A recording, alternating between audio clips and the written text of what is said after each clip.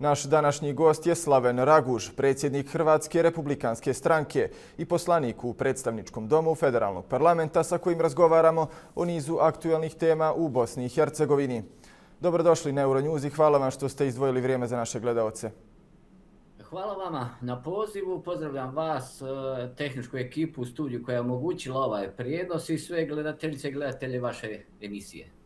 Evo ovi dani zapravo sve od ostavke Kristijana Schmidta, pa i naš prvi dio emisije je posvećen upravo toj ulozi visokog predstavnika i sve se više govori o tome u Bosni i Hercegovini. Jedni smatraju da bi on trebao otići ili da bi trebala biti izmještena kancelarija OHR-a. Čuli smo i bivše visoke predstavnike da pozivaju na gašenje te kancelarije. Stranke u Sarajevu, većina njih smatra da treba ostati, dakle, sve sa bonskim ovlašćenjima. Šta vi mislite? Ja sam od početka svog političkog djelovanja, pa samo ime moje stranke govori kako je moje opredjeljenje. Dakle, ja sam za gašenje Ureda visokog predstavnika i za potpuno brisanje Ureda visokog predstavnika u Bosni i Hercegovini. Jer Bosna i Hercegovina nema ni minimum odlike suverene države dok god tu postoji jedna osoba, utjelovljenje diktatora, tiranina, čija misao je jača od Ustava i svih zakonodavnih institucija države. Ne treba vas podsjećati da niti jedna odluka nametanja visokog predstavnika nije ratificirana u bilo kojem zakonodavnom tijelu Bosne i Hercegovine. Stoga, ako Bosna i Hercegovina želi opstati i želi razmišljati o europskoj budućnosti i EU integracijama, jednostavno moramo se početi navikavati na nepostojanje tog ureda i na nepostojanje te institucije. To je prosto jednostavno. Sad, činjenica jeste da nam je ta institucija nametnuta, da ne postoji apsolutno nikakav pravni temelj postojanja te institucije i meni je žao što su Kina i Rusija odustale od najave koju su uradili 9. svibnja ove godine kad su najavili ispitivanje legalnosti i pravnog temelja institucije OHR-a. Žao mi je što su odustali od toga, jer vi vidite što se događa ovih dana i u posljednje vrijeme. Imate post festum pamet redom visokih predstavnika, a ja vas pozivam da nađete na internetu izjave britanskog veleposlanika, bivšeg britanskog veleposlanika koji je osmislio terminologiju bonskih ovlasti koje također ne postoje niti u jednom pravnom dokumentu, nego se radi o tumačenju jedne izjave na konferenciji u Bonu, izjave Carlosa Westendorpa. I to su te famozne pod navodnicima bonske ovlasti koje daju neograničenu moć OHR-u. Dakle, to je cijeli jedan pravni cirkus koji je doveo Bosnu i Hercegovinu u situaciju da naše političke elite uopće ne snose cijenu odgovornosti za svoje političko djelovanje, nego imaju dežurni alibi za sav svoj nerad, a to je OHR. Sad, ja sam za gašenje te institucije, ja sam za redefiniranje međunarodne politike prema Bosni i Hercegovini i za redefiniranje koncepta Bosne i Hercegovine kakva država ta treba biti. A da bi se taj koncept redefinirao, moramo predstavnici sva tri konstitutivna naroda sjesti za sto, istresti sve na sto i na temeljima međusobnog poštovanja krenuti iskreno razgovarati o budućnosti ove zemlje. A da li vi imate informacije ili očekujete da se novi visoki predstavnik izabere početkom juna na sjednici PIK-a i ko bi to mogao biti? Evo, najviše se govori o Italijanu Antoniju Zanardi Landiju. Po zadnjim informacijama koje ja imam, neće se dogoditi imenovanje, pogotovo te osobe Landi, kako se zove, iz razloga što nema podršku predstavnika Europske unije i Velike Britanije. Tu je došlo do određenih neslaganja između Sjedinjenih Američkih Država i predstavnika Europske unije i Velike Britanije, tako da po zadnjim informacijama, ponavljam, nisu provjerene, nisu službene, sjednica Vijeća za implementaciju mira će se odgoditi. Ne zna se kada će biti, možda najava je da će se odgoditi za kraj 6. mjeseca, a postoje vrlo velike vjerojatnosti da će Christian Schmidt ostati kao visoki predstavnik u ostavci do izbora. Onda poslije izbora će se vidjeti hoće li se ove međunarodne sile dogovoriti o imenu novog visokog predstavnika. Ono što znam provjereno da taj Zanardi Landi nema podršku Europske unije, predstavnika Europske unije. Ali čini se da ima podršku Vašingtona. Da li je to dovoljno i odakle je sada taj sukob između Velike Britanije i Italije i u cijeloj ovoj priči? Se to trebate staviti u kontekst globalnih događanja u svijetu i u kontekst globalnih nekakvih reperkusija koje cijela ta, kako ja volim nazvati, transakcijska diplomacija koja vlada trenutno u svijetu ima u Bosni i Hercegovini. Bosna i Hercegovina trenutno nije ja pretpostavljam, ni među prvih 5 prioriteta svjetske međunarodne politike i činjenica da nismo među tim prioritetima nas ostavlja da smo postali ping-pong loptica u ovim međunarodnim odnosima i da se s nama koristi kao, često koristim tu terminologiju, kao kusurom kojeg ostave na stolu za konobara. Tako da kada se stavi sve ovo u kontekst nekih globalnih događanja, u kontekst diplomacije koja je postala u službi međunarodnih korporacija, što mi itekako smo osjetili u Bosni i Hercegovini. Samo uzmite u obzir slučaj načina kako se provodi proces južne plinske interkonekcije.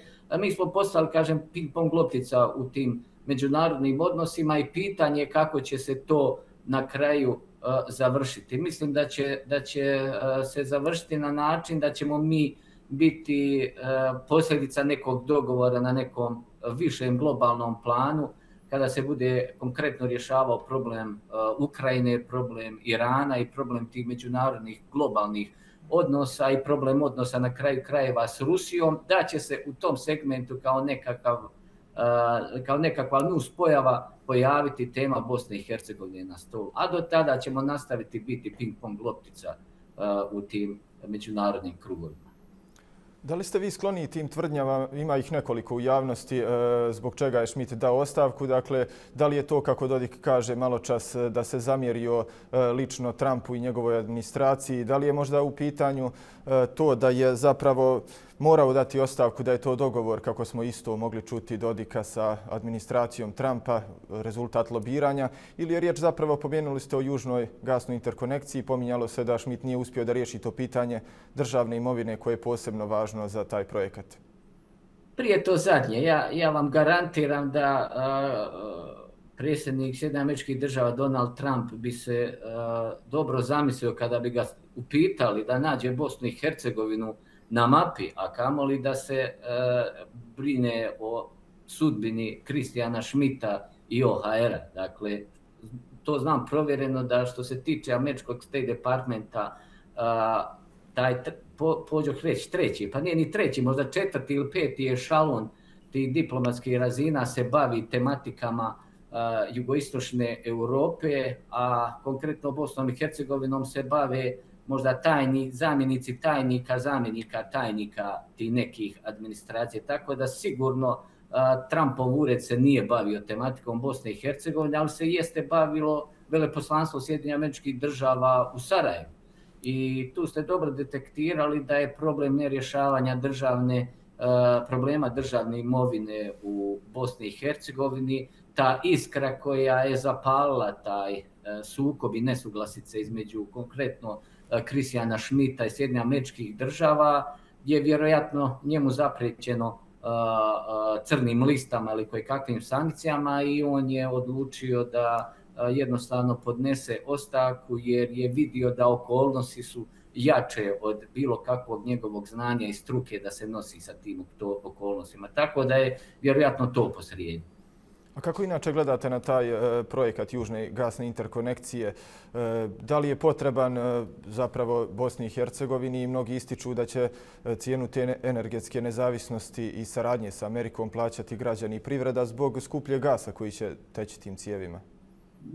Pitanje hoće li teći plin tim cijevima. Ja sam o južnoj plinskoj interkonekciji u više navrata govorio tamo gdje je mjesto za to je zastupnik Dom parlamenta Federacije gdje sam zastupnik. Dakle, neminovno je da je taj projekt potreban Bosni i Hercegovini, neminovno je da može donijeti ne samo određenu dozu većeg prosperiteta gospodarstvu, nego i privatnim osobama. Međutim, realizacija tog projekta i način realizacije tog projekta pokazuje da uopće nije bio interes realizacija tog projekta, nego su interesi neki drugi. Jer u Zastupnom domu parlamenta federacije je donesen sa više aspekata neustavan zakon, neprovediv zakon. Evo, samo ću vam uzeti jedan primjer kojeg često ponavljam. Dakle, jedinice lokalne samouprave moraju prioritetno gledati sukladno ovom usvojenom zakonu na projekt Južne plinske interkonekcije i podrediti sve Južnoj plinskoj interkonekciji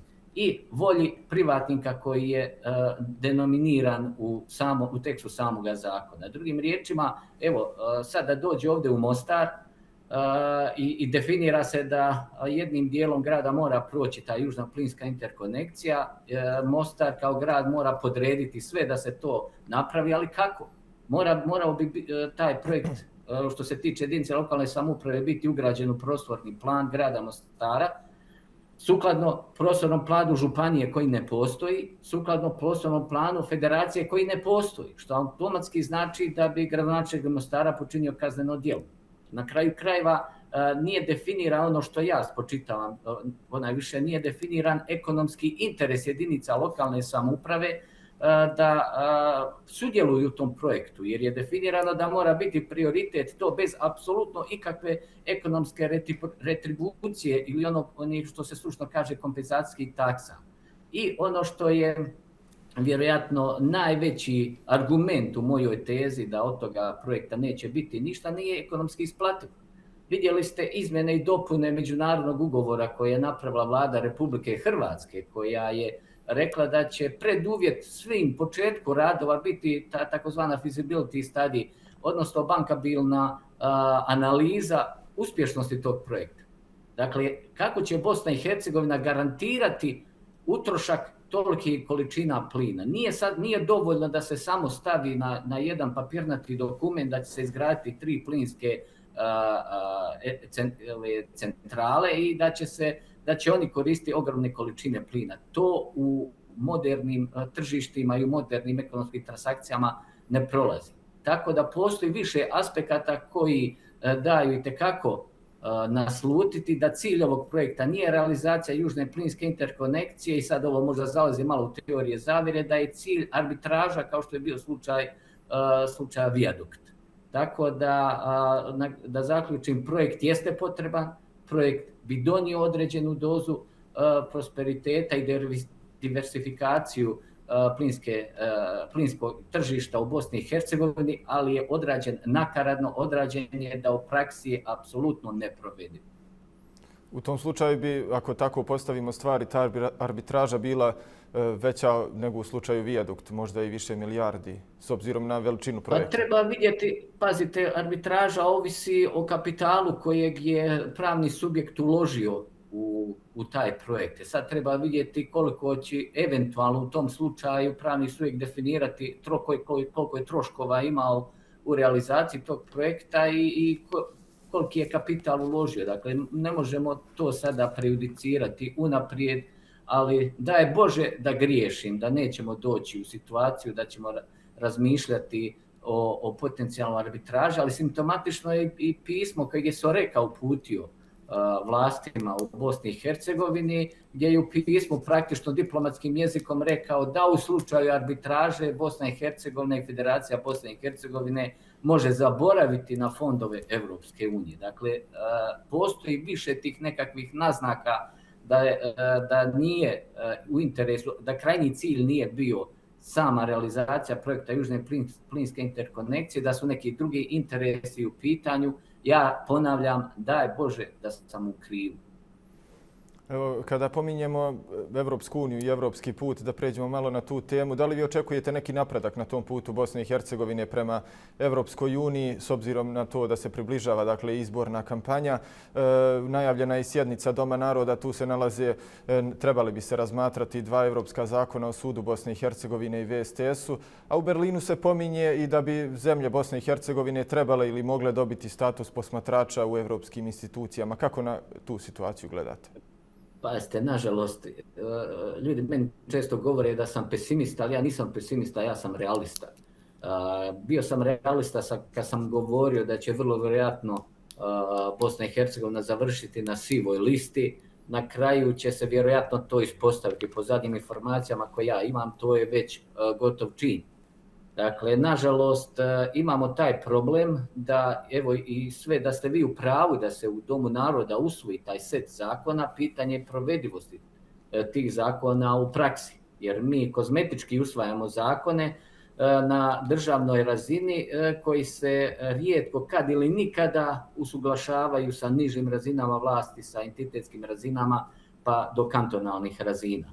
I sad u Briselu često sam bio tamo na tim sastancima, evo početkom 7. mjeseca sam pozvan također na neke sastanke u Briselu i Strasbourg. Dakle, ljudi tamo, mi smatramo da su, neću reći glupi, ali da ljudi nisu upoznati sa okolnostima situacije u Bosni i Hercegovini, ali oni itekako vrlo dobro znaju kako funkcionira Bosna i Hercegovina i prošao je taj period kada se gledalo kroz prste Bosni i Hercegovini, na uštrb onoga što se događalo prije 30 godina. Dakle, mi nismo u stanju napraviti taj korak prema Europskoj uniji, a razlog zašto je taj što našim političkim elitama nije u interesu da mi idemo ka Europskoj uniji, jer u slučaju usklađivanja evo samo pravnog aspekta pristupanja Europskoj uniji, svi oni bi mogli definitivno završiti s političkom karijerom, da ne kažem da ne bi završili u nekim pravosudnim institucijama kao predmet pravosudnih istraga. Evo samo ću vam dati jednu brojku. Ja sam prije jednog sastanka koji sam nedavno imao sa pojedinim činovnicima Europske unije uradio analizu koliko je nepovratnih sredstava došlo iz Europske unije. Dakle, nisu kreditna sredstva, nego nepovratna sredstva došla u Bosnu i Hercegovinu u zadnjih 5 godina. 784 milijuna eura. Dakle, 784 milijuna eura ušlo u Bosnu i Hercegovinu, nenamjenski potrošeno, nemamo apsolutno niti jedan dokument pravdanja tih sredstava. A kada bismo došli tom iznosu dodali sredstva iz kreditnih aranžmana, poput ovog za izgradnju autocesta, ta brojka je 3 milijarde eura. A kada smo kod federacije, moram vas pitati kratko, da li vlada federacije, odnosno kada se nađe pred poslanicima taj zakon, da li može očekivati vašu podršku kada je riječ o zakonu o vanrednoj upravi u Novoj Željezari Zenica, kada već govorimo o industriji i inače o federaciji? Pa iskreno da vam budem, došao je taj zakon meni na mail, ali slijedom obveza nisam ga uspio ni otvoriti, ni pročitati, niti znam šta je u njemu napisano. Iz razloga zato što smo mi trebali imati redovitu sjednicu parlamenta koja je naprasno otkazana. Redovita sjednica gdje smo imali cijeli niz točaka itekako bitnih za Federaciju Bosne i Hercegovine i pitanje je, ja sam se na predzadnjoj sjednici, moram malu digresiju, šalio u svome govoru da odradimo na toj sjednici što više, jer pitanje je hoćemo li mi do izbora imati više sjednica. I na kraju su mi kolege rekli da sam u šali bio u pravu.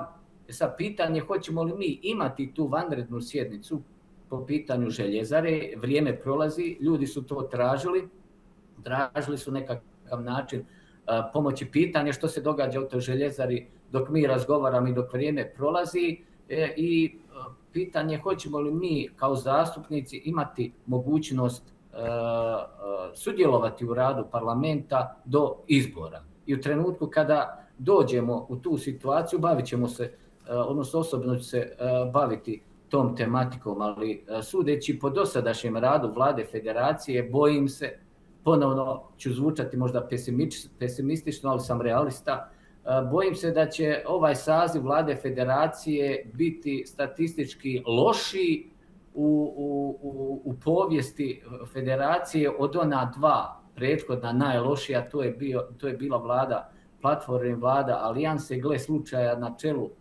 sva 3 puta je bila SDP stranka kao vladajuća. Bojim se da će ovo biti najlošija vlada statistički i po rezultatima gledano u povijesti Federacije Bosne i Hercegovine. Tako da nam se nije nadati ničemu dobro.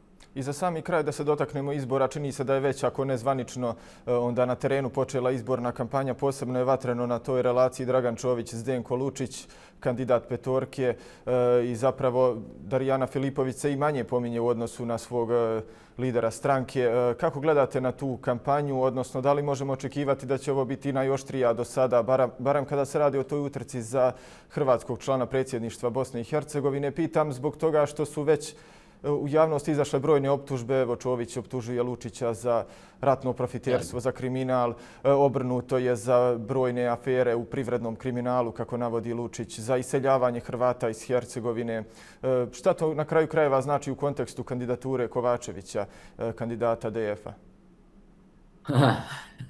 Koliko imate vremena za emisiju? Još koji minut? Zezam se.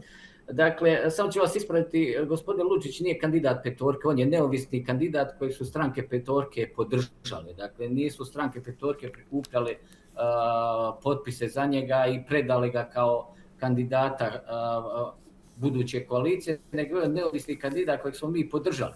Sad, u nedostatku mogućnosti da se razgovara o konkretnim sadržajima kampanje, gospodin Lučić se odlučio na ovu interpersonalni obračun sa Draganom Čovićem, koji istina zabavlja javnost. Ja ne dijelim mišljenje da je potrebno to, ali ponavljam, on je neovisni kandidat, neovisno odlučuje kako će voditi svoju kampanju. Ono što mi je simptomatično, što u tom međusobnom napadu, vi ste dobro detektirali, ne spominje se aktualna kandidatkinja HDZ-a Bosne i Hercegovine i nitko osim obskurnih portala i anonimnih profila ne staje u obranu gospodina Čovića, doli on sam je sebi dopustio da na jedan, po meni, prizeman način jučer odgovara gospodinu Lučiću, praktično dopuštajući da cijela ta predizborna kampanja krene na jedan prljav način, što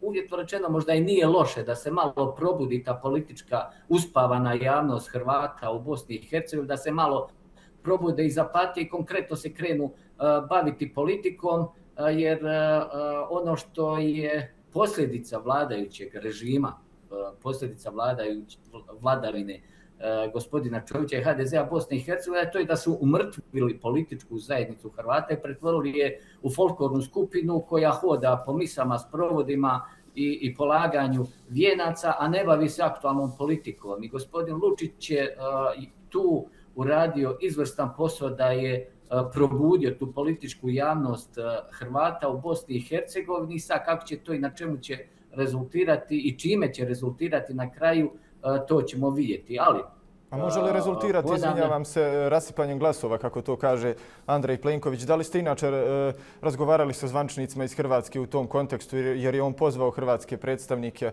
odnosno stranke sa hrvatskim predznakom, da razmisle o tome da ne rasipaju glasove opet u kontekstu kandidature Slavena Kovačevića? Pa razgovarali smo sa gospodinom Plenkovićem i imali smo izrazito korektan, moram priznati, dijalog s njim, gdje mu je jasno dato do znanja da priču i teoriju rasipanja glasova smo o toj mogli govoriti teoriji prije 4 godine i prije više godina, ali nakon ovoliko godina mandata HDZ-a Bosne i Hercegovine na čelu hrvatske politike, da se nije dogodilo apsolutno ništa, bilo bi krajnje rečeno, malo rečeno, neprimjereno razgovarati o rasipanju glasova u trenutku kad je gospodin Čović privatizirao, odnosno želio privatizirati cjelokupnu političku scenu Hrvata u Bosni i Hercegovini i htio da mi budemo dio te šahovske njegove igre kao pijuni. Jednostavno nismo na to pristali. Što se tiče gospodina Kovačevića, ja sam mislio da vam budem sretan zbog njegove kandidature, prije svega što je to loš kandidat, što nema ni minimum, uvjetno rečeno, pod navodnicima, one karizme Željka Komšića, što neće povući taj birački kapital kod bošnjačkog naroda kako je to radio gospodin Komšić. Njegova kandidatura je oličenje tragikomedije cjelokupnog izbornog sustava u Bosni i Hercegovini i kako bih rekao, emblem onoga što se radi Hrvatima u Bosni i Hercegovini, a to da se gaze naša ustavna, politička i ljudska prava, jer ta osoba je evo samo u zadnjem periodu tužila Bosnu i Hercegovinu zato što ne može glasovati za razinu predsjedništva u Republici Srpskoj, gdje je praktično sebi dao do znanja da je on srpske nacionalnosti. Znamo već da se je deklarirao kao ostali, a sada govori da je Hrvat. Dakle, to je osoba koja ima očigledno određene probleme sa osobnim identitetom i ako će netko presuditi ovoj i ovakvoj Bosni i Hercegovini, presudit će ovi koji sa jedne razine uzvišene moralne nadmenosti žele diktirati nama ostalima kako živjeti, što govoriti, kako misliti, kako se ponašati. U protivnom bit ćemo proklamirani fašistima, radikalistima, ali ovakvim onakvim. Ako će neko presuditi Bosni i Hercegovini, to će biti ove patriote koje žele drugima diktirati život, a pate od kriza identiteta od izbornog procesa do drugog izbornog procesa. Gospodine Raguž, hvala vam mnogo na izdvojenom vremenu i na ovom razgovoru. Hvala vama još jednom na pozivu. Gost Euronews dana bio je Slaven Raguž, predsjednik i poslanik HRS-a u predstavničkom domu Parlamenta Federacije.